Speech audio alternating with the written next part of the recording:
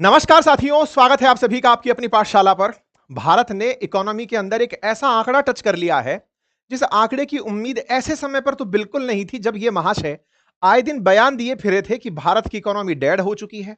भारत की राजनीति में भी ये मुद्दा छाने लगा था कि भारत और रूस तो अब डेड इकोनॉमी है, अर्थात इनके साथ तो ग्रोथ आप भूल ही जाओ।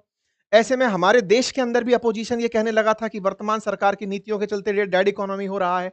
कुल मिलाकर dead economy dead economy dead economy का मतलब है कि जिसमें इकोनॉमिक ग्रोथ ना हो। ये बिल्कुल वैसे है, व्यक्ति मर गया तो इसका मतलब है कि अब उसकी जो हार्ट रेट्स की जो दिखाई देने वाली ईसीजी की वे वो हैं, वो अब फ्लैट आने लग गई, दैट इज डेड। फ्लक्चुएशंस आने बंद हो गए हैं। हमारे देश के अंदर फ्लक्चुएशन तो आया, लेकिन ऊपर चढ़ता हुआ आया। ये दर्शाता है कि जिस ट्रंप पर दुनिया ब्लाइंड फेथ कर रही है, उसे हम लगातार मुंहतोड़ जवाब देते आ रहे हैं। मरी हुई अर्थव्यवस्था ने पहले भी दिवाली पर कारनामा कर दिखाया था, और अब एक बार फिर से कारनामा कर दिखाया जब यह हेडलाइन बनती है कि हमारी ग्रॉस डोमेस्टिक प्रोडक्शन, अर्थात अगर हमारे देश को हम एक सीमा रेखा में बांध दें और यह सीमा रेखा हमारा देश है, तो इस देश की सीमा में पैदा हुई वस्तुएं और सेवाएं, उनकी वैल्यू में 8.2% का इजाफा हुआ है क्वार्टर टू के अंदर।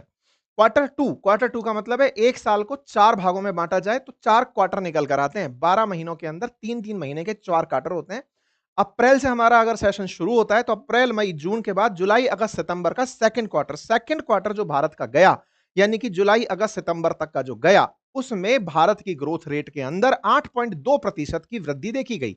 यह दर्शाता है कि दिवाली का असर इसमें शामिल अभी किया नहीं गया है। उससे पहले ही भारतीय उपभोक्ताओं ने पिछले डेटा जो अभी कैलकुलेट होते हुए निकल कर आते हैं, मिनिस्ट्री ऑफ स्टैटिस्टिक्स और प्रोग्राम जब निकालता है, तो पता चला है कि हमने तो उसी में 8.2% की वृद्धि दर देखी है। तो सोचो दिवाली के जो डेटा आएंगे, यानी क्वार्टर टू के जो डेटा आएंगे, वो तो दुनिया को हैरान ही कर देंगे, जब हमने रिकॉर्ड परचेज किया था। कुल मिलाकर के इंडियन इकोनॉमी ने अपनी तरफ से जो दुनिया को संदेश दे दिया है वो ये कि सुनो, टैरिफ जब हटेगा तब शायद हम सबसे ऊपर वाले देशों में से एक होंगे जो ग्रोथ रेट के अंदर एक नया मुकाम हासिल कर रहे होंगे। लेकिन इसी बीच में आईएमएफ के द्वारा भारत को सी कैटेगरी में डाल दिया गया नेशनल अकाउंट डेटा के ऊपर। यहां से कुछ ऐसे लोग जो देश की प्रगति में, सरकारी जो डेटा आया है कि 8.2% की वृद्धि दर देखी गई है, जिन्हें अर्थव्यवस्था के अंदर यह समझ थोड़ी कम है कि ये सी का मतलब क्या होता है, वो इसे लिए घूम रहे हैं कि ओहो, आईएमएफ तो आपको सी कैटेगरी का कह रहा है और आप कह रहे हैं 8.2% की गिरावट,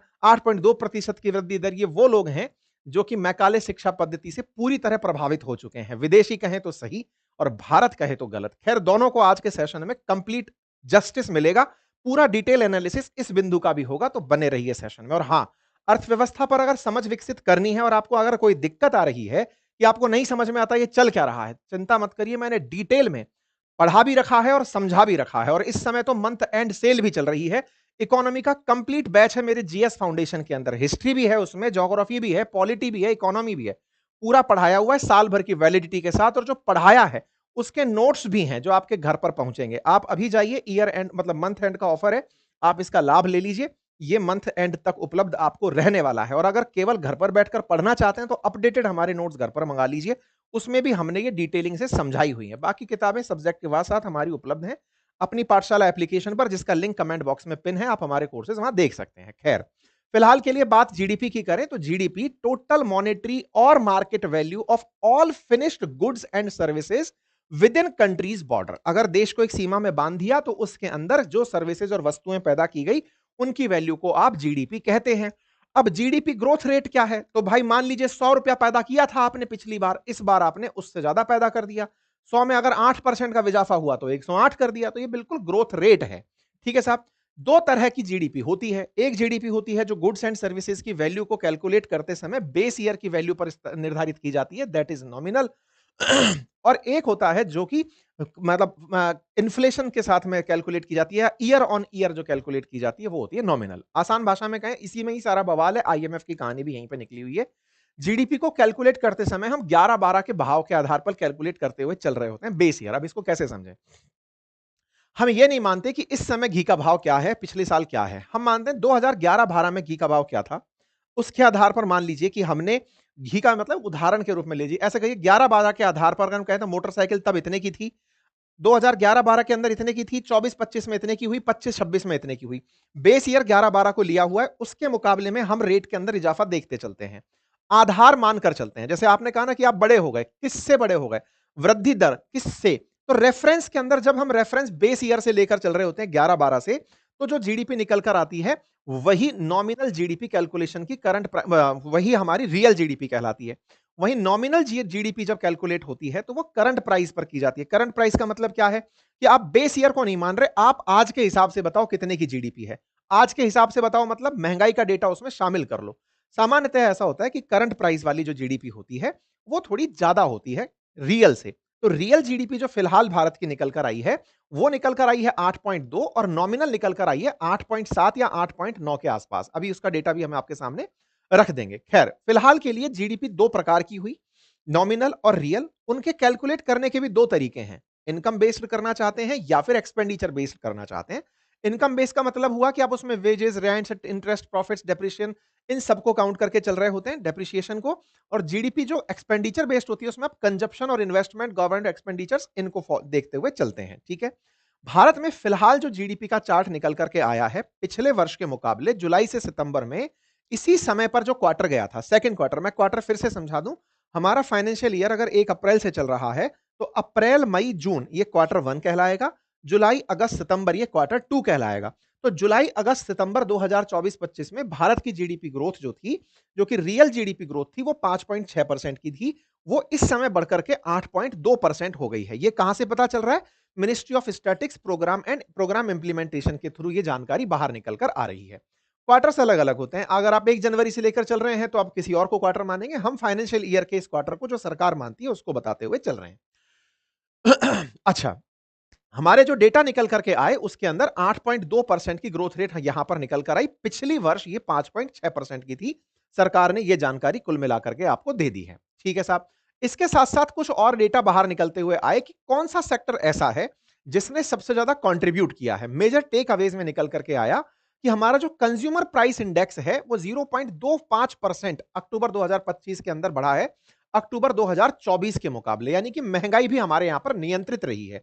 ये तमाम डेटा हम एक एक करके आपको समझाते चलते हैं। देखिए, तो क्वार्टरली रियल जीडीपी के जो रिजल्ट्स हैं, पिछले साल जहां 5.6% के साथ इस क्वार्टर के अंदर हमारी ग्रोथ रेट बढ़ी थी, आज वो बढ़कर के 8.2% पहुंच गई है, यानी कि इसके अंदर ग्रोथ तो दर्ज की गई है। बात हो थोड़ा और पीछे की, तो कोरोना काल में तो ये -21 तक चली गई थी जीडीपी ग्रोथ रेट, क्योंकि उस समय गुड्स एंड प्रोडक्शन रुक ही गया था, गुड्स एंड सर्विसेज का प्रोडक्शन रुक ही गया था। कुल मिलाकर इंडिया की जीडीपी ग्रोथ रेट क्वार्टर 2 के अंदर 8.2% के साथ बढ़कर आई है, जो फिलहाल के लिए आप खबर देख रहे हैं। फाइनेंशियल ईयर 25-26 ये कहलाता है और उसके क्वार्टर 2 के अंदर आप इस तरह से ग्रोथ रेट देख रहे हैं। आरबीआई ने 6.5% का अनुमान लगाया था, जो बढ़कर के आपको इस तरह से दिखाई दे रही है। चलिए आगे बढ़ते हैं। जहां तक बात हो क्वार्टर 2 के साथ में, मतलब ये सारे के सारे डेटास को हम लेते चलें, तो अब सवाल निकल कर आता है कि कौन सा सेक्टर ऐसा है, क्योंकि आपने कहा कि गुड्स एंड सर्विस पैदा की गई हैं एक साल के अंदर, उसकी वैल्यू में 8.2% के हिसाब से इजाफा हुआ है। सवाल बना कि ये जो पूरा जीडीपी कैलकुलेशन है इसमें कौन से सेक्टर ने क्या ग्रोथ रेट दी है। तो देखो, मैन्युफैक्चरिंग सेक्टर ने 9.1%, कंस्ट्रक्शन सेक्टर ने 7.2%, सेकेंडरी सेक्टर्स ने 8.1% की ग्रोथ दर्ज की है, टर्सरी सेक्टर ने 9.2% की वृद्धि दर्ज की है, फाइनेंस रियल सेक्टर ने 10.2% की ग्रोथ देखी है, ग्रामीण डिमांड गवर्नेंस सेक्टर, मैन्युफैक्चरिंग की रफ्तार ने इकोनॉमी को नया बूस्ट दिया है। अगर हम बात करते हैं आपके सामने सेक्टर वाइज ग्रोथ की, तो सेक्टर वाइज ग्रोथ में मैन्युफैक्चरिंग 9.1%, इलेक्ट्रिसिटी 4.4%, कंस्ट्रक्शन 7.2%। अगर हम ओवरऑल देखें तो फाइनेंस सेक्टर का ग्रोथ सबसे ऊपर निकल कर आ रहा है, पब्लिक एडमिनिस्ट्रेशन का निकल कर आता है, मैन्युफैक्चरिंग का निकल कर आता है। ये जो डेटा है ना, ये हमारी ग्रोथ रेट के अंदर चार चांद लगा रहा है। आप इसको ऐसे समझिए, पिछले वर्ष अगर 5.6% की ग्रोथ रेट थी इस क्वार्टर में और आज वो 8.2 हुई है, तो इसके पीछे मेजर चेंज क्या है? मेजर चेंज है मैन्युफैक्चरिंग सेक्टर के अंदर तगड़ा इजाफा। ये अपने आप में बहुत सी बातें कह रही है। पिछले साल इसी समय पर जो ग्रोथ रेट थी वो 2.2% थी, जो आज 9.1% है, यानी लगभग 7%, 6.9% का जो ये इजाफा है मैन्युफैक्चरिंग में। मैन्युफैक्चरिंग के अंदर निर्माण हो रहा है ना, तो निर्माण में लोगों के हाथ लगे हैं, लोग मिलकर काम कर रहे हैं। तो निर्माण में जब सहयोग लगा है, इसका मतलब रोजगार बढ़ा है। यहां पर जो समझने वाली बात क्या है, ये अपने आप में दर्शाता है कि रोजगार के अवसर इजाफे में बदले हैं। इलेक्ट्रिसिटी सेक्टर के अंदर भी ग्रोथ रेट देखी गई है, कंस्ट्रक्शन में थोड़ी कमी, तो वो वाला लेबर जो कहा जाए कि लेस स्किल्ड है, शायद उसके रोजगार में कमी हुई है। ट्रेड और होटल के अंदर जिसमें सर्विस सेक्टर इंक्रीज हो रहा है वो बढ़ा है। फाइनेंस और रियल एस्टेट में जहां पर सर्विस सेक्टर है उसके अंदर भी इजाफा दर्ज किया गया है। पब्लिक एडमिनिस्ट्रेशन के अंदर यानी कि सरकारी कामकाजों के अंदर भी वृद्धि हुई है। जो एग्रीकल्चर है उसके अंदर कमी आई है, यानी कि एग्रीकल्चरल ग्रोथ में कमी आई है डेफिनेटली, क्योंकि एग्रीकल्चर लेबर इंटेंसिव सेक्टर है। यहां का व्यक्ति निकलकर मैन्युफैक्चरिंग सेक्टर में शिफ्ट हुआ है या और सर्विस सेक्टर्स में शिफ्ट हुआ है। तो ये एक आमूलचूल चेंज है जो देखा जा रहा है। सेक्टर वाइज ग्रोथ को अगर आप देखें तो यहां से एक बहुत बड़ा पॉइंट जो निकल कर आता है वो ये कि हमारी इकोनॉमी में जॉब्स के अंदर भी इजाफा हुआ है, तब जाकर ये पॉइंट निकल कर आता है। अब बात की जाए अगर सेक्टोरल कंपोजिशन की हमारे पूरे के पूरे ग्रोस वैल्यू के अंदर साल की, तो हमारा फाइनेंस और रियल सेक्टर जो है वो 28% हमारी टोटल जीडीपी के अंदर कंट्रोल करता है।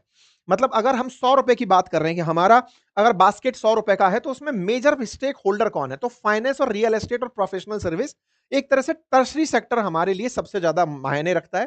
फिर ट्रेड होटल ट्रांसपोर्ट 18%, मैन्युफैक्चरिंग 18%। जब बात करते हैं कि हम चाइना के मुकाबले क्या कर पा रहे हैं, तो जिस दिन भारत का ये मैन्युफैक्चरिंग सेक्टर 50% पार कर जाएगा, मतलब भारत की कुल जीडीपी में सबसे बड़ा पाई इसका होगा, इसका हिस्सा सबसे बड़ा होगा, उस दिन भारत को कोई नहीं रोक पाएगा। भारत को आवश्यकता है इसे बढ़ाने की। क्या इसके लिए शुभ संकेत मिला है? बिल्कुल मिला है। भारत का मैन्युफैक्चरिंग सेक्टर जो हम बार बार मेक इन इंडिया करते हैं, क्या वो वाकई में एग्जीक्यूट हो रहा है? तो यहां से दिख रहा है कि हां सर, वो ग्रोथ दिखाई है। ग्रोथ दिखाई है तो टोटल बास्केट में उसका अंतर दिखा। लेकिन साथियों, जब तक ये बढ़ता नहीं जाएगा, मतलब अभी क्या है ना, देखो इकोनॉमी के 3 हिस्से हैं primary sector, secondary sector, tertiary sector. अर्थव्यवस्था में प्राइमरी सेक्टर माना जाता है जहां से आप सीधा बिना किसी मशीन के काम कर जाएं, जैसे एग्रीकल्चर। एग्रीकल्चर को प्राइमरी सेक्टर में, माइनिंग को भी जनरली, क्योंकि वो मशीन से भी हो रही है और हाथ से भी हो रहा है, तो इसको बीच का सेक्टर मान लिया जाता है। लेकिन फिर भी ये प्राइमरी सेक्टर के लगे ढगे हैं, है ना। इससे जो निकलने वाले प्रोड्यूस हैं वो मशीनों से काम में लिए जाते हैं, वो सेकेंडरी सेक्टर है। और फाइनली जो फिनिश्ड गुड्स हैं उनको जो सर्विस के साथ ट्रीटमेंट दिया जाता है, बना हुआ जो पैसा है उसको सेटल किया जाता है, वो टर्सरी सेक्टर है। प्राइमरी सेक्टर जनरली जो डेवलपिंग कंट्रीज होती हैं या लीस्ट डेवलप कंट्रीज होती हैं उनकी सबसे बड़ी ताकत होती है। तो भारत ने अपनी जीडीपी के अंदर इस वाले पोर्शन से तो निजात पा ली है। मतलब होला हमारा ये भी अच्छा चाहिए, लेकिन हां, हमारी जीडीपी का बड़ा स्टेक अगर सेकेंडरी और टर्सरी सेक्टर होता है तो हम अर्थव्यवस्था में डेवलपिंग और डेवलप्ड की तरफ जाते हैं। अब बात आती है सेकेंडरी सेक्टर में। हां, यहां पर कौन सी चीजें हैं? ये सेकेंडरी सेक्टर है, ये सेकेंडरी इलेक्ट्रिसिटी प्रोडक्शन सेकेंडरी है, और सप्लाई सर्विस जो है वो सर्विस का पार्ट है, यानी सेकेंडरी टर्सरी सेक्टर में आ जाता है। कंस्ट्रक्शन सेकेंडरी है, ये सर्विस है, यानी कि ये टर्सरी है, ये टर्सरी है, ये टर्सरी है। अब देखो, अगर हम कुल मिलाकर के बात करें तो यहां पर जो टर्सरी सेक्टर है, मतलब कि जिसके अंदर सबसे ज्यादा सर्विसेज दी जा रही हैं, वो सबसे बड़ा पोर्शन पाई लेकर बैठा हुआ है। वहीं पर जिसके अंदर सेकेंडरी सेक्टर है, जहां पर मशीनें यूज में आ रही हैं, वो सेकंड लार्जेस्ट है, और थर्ड नंबर वाला सबसे कम पर बैठा हुआ है। हमें क्या करना है? अगर हम चाइना की तरह, देखो डेवलप्ड इकोनॉमीज में भी जनरली ये चीजें अच्छी होती हैं। डेवलप्ड इकोनॉमीज में टेक्नोलॉजी अच्छी होती है, फाइनेंस अच्छा होता है, और सर्विसेज अच्छी होती हैं। ओवरऑल अगर हम बात करें, वो इन्हीं सेक्टर्स के अंदर अपने स्टार्टअप्स और इंडस्ट्रीज चला रहे होते हैं। लेकिन जब इकोनॉमी भारत जैसी इकोनॉमी को, जो लेबर इंटेंसिव हो सकती है, जो ज्यादा लोगों को रोजगार देते हुए बड़ा होना चाहती है, जो चाइना जैसे स्तर को पार करना चाहती है, उसके लिए आवश्यक है कि ये नंबर्स हमेशा बढ़ें। हमारा कंस्ट्रक्शन सेक्टर की ग्रोथ बढ़े, हमारी मैन्युफैक्चरिंग सेक्टर की ग्रोथ बढ़े। इसमें हमारा पाई जितना बड़ा होगा, भारत सेक्टर वाइज जीडीपी में उतना अच्छा कहलाता चला जाएगा। तो कुल मिलाकर के ये आंकड़े अच्छे हैं। इन आंकड़ों को आप इग्नोर नहीं कर सकते, और अगर इस आंकड़ों को देखें और जिस तरह से ग्रोथ हो रही है, मतलब ये कहा गया कि अगर एक गाड़ी 40 किलोमीटर प्रति घंटे की रफ्तार से चल रही है, तो बताइए इतनी दूरी कितने समय में पूरी तय करेगी, या इतने साल में कितना समय, या इतने घंटे में कितना समय पूरा करेगी, दूरी तय करेगी। एग्जैक्टली ऐसे अगर ये ग्रोथ रेट मान ली जाए, तो 2030 तक भारत की जीडीपी 7.3 ट्रिलियन डॉलर की होगी, दुनिया में तीसरी सबसे बड़ी इकोनॉमी बन जाएगी।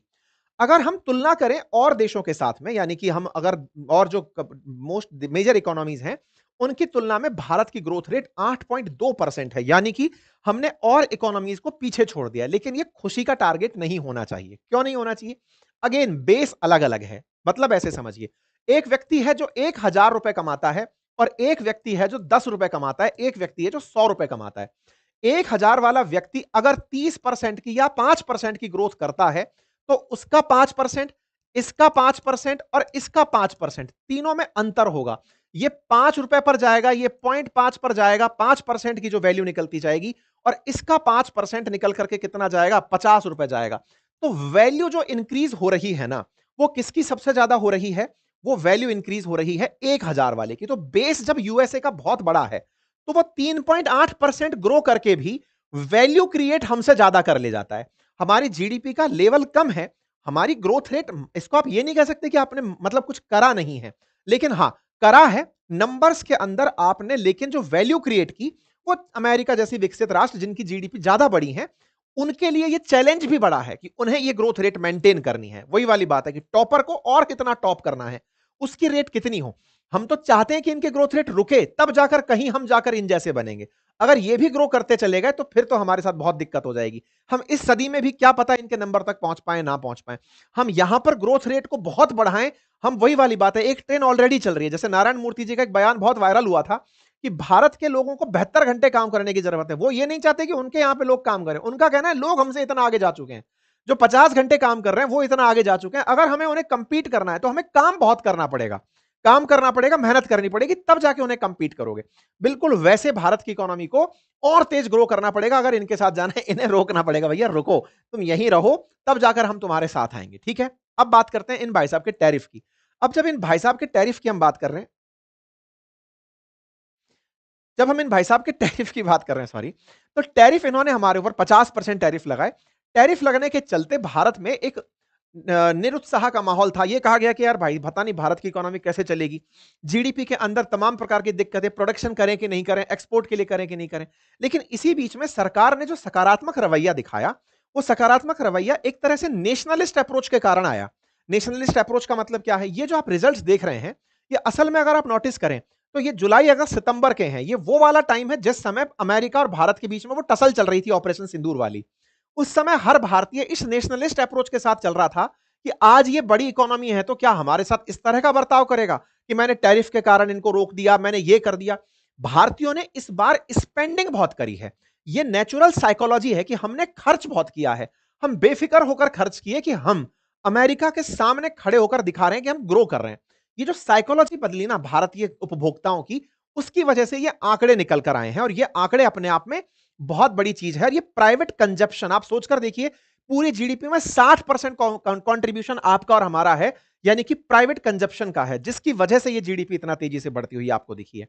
पिछले क्वार्टर में ये खर्च 6.4% था, जो इस बार 7.9% हुआ है। अर्थात भारतीयों ने 1.5% का तो कॉन्फिडेंस इंक्रीज कर दिया खुलकर खर्च करने में कि खूब करेंगे, हमें कोई टेंशन नहीं है। इस थॉट के साथ हमने ग्रो करने का परफॉर्म किया है। ठीक है साहब, कुल मिलाकर के हमारे साथ ये रहा।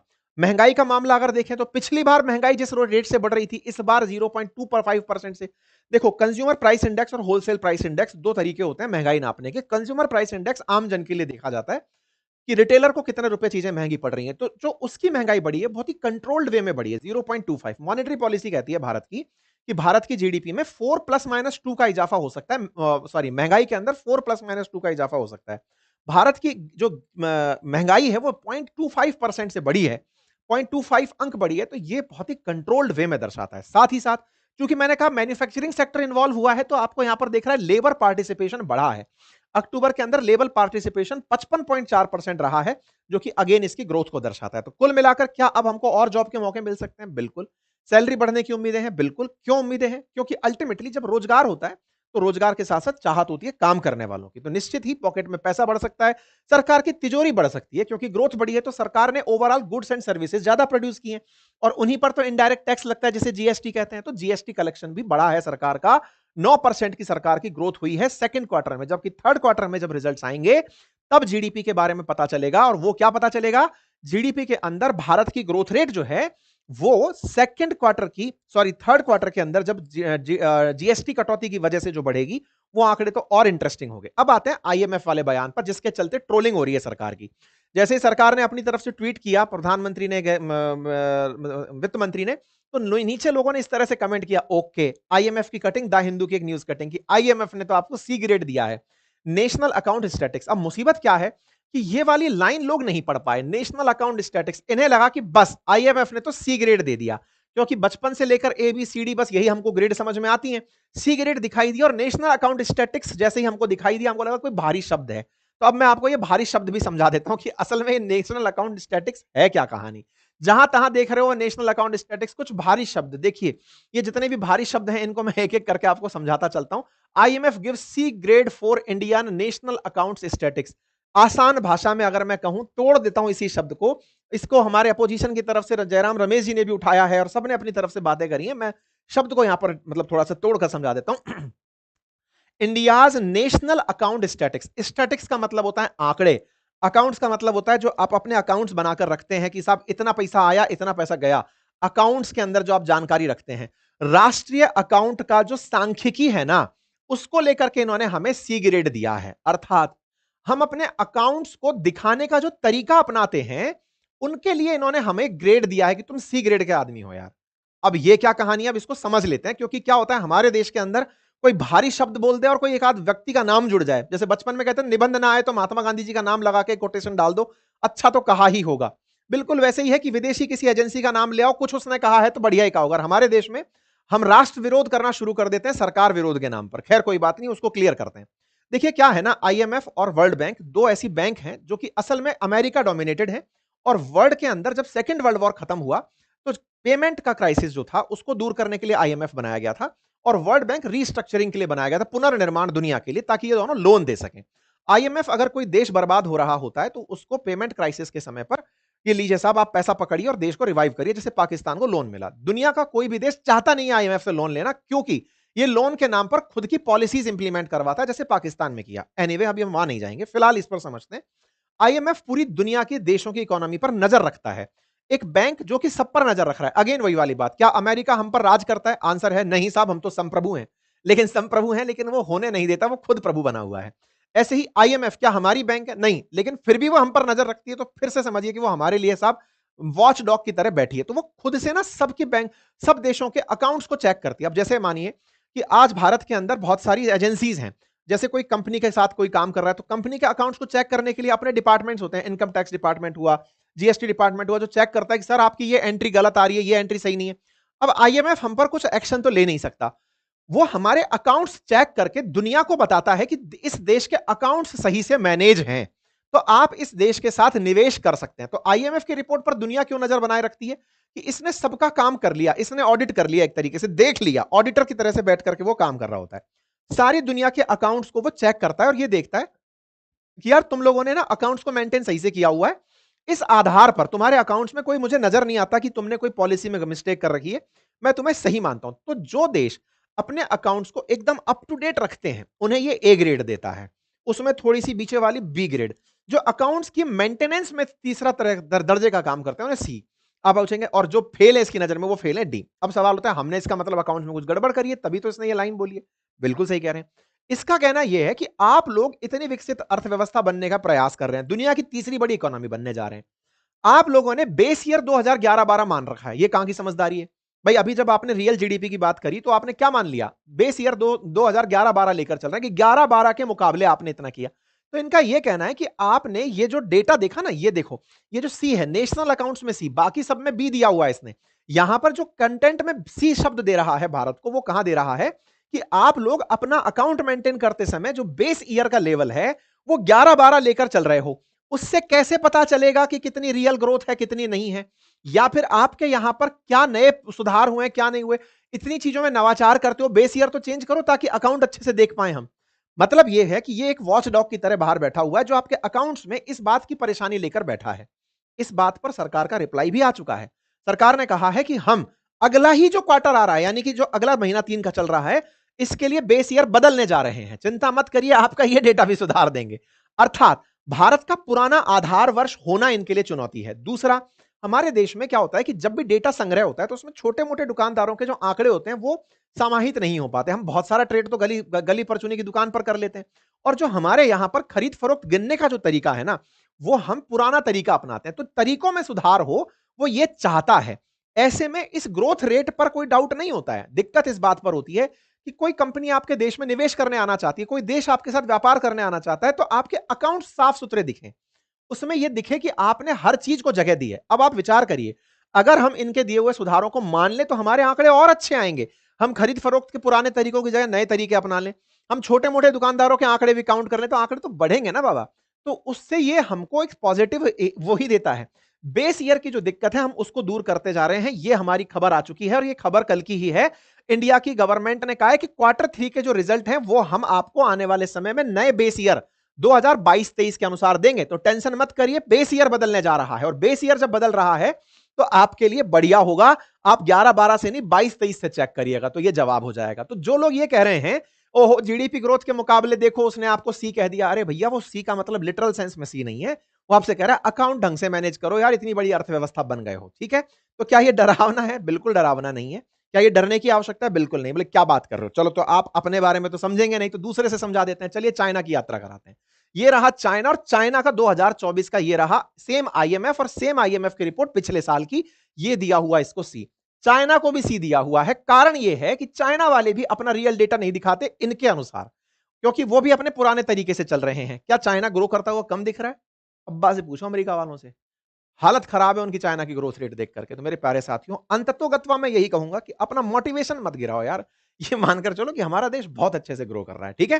कुल मिलाकर के सार यही है और बाकी अर्थव्यवस्था समझने में अगर दिक्कत है ना तो इकोनॉमी वाला मेरा बैच है वो आप पढ़िए, उससे आपको निश्चित ही लाभ होगा, ठीक है।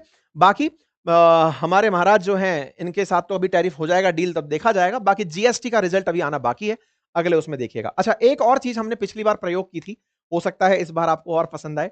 हम हर रविवार आजकल रविवार वार्ता करते हैं अंकित इंस्पायर चैनल पर। अंकित इंस्पायर इंडिया वाला जो हमारा यूट्यूब चैनल है। बहुत सारे लोग अपने बहुत सारे निजी सवाल पूछते हैं।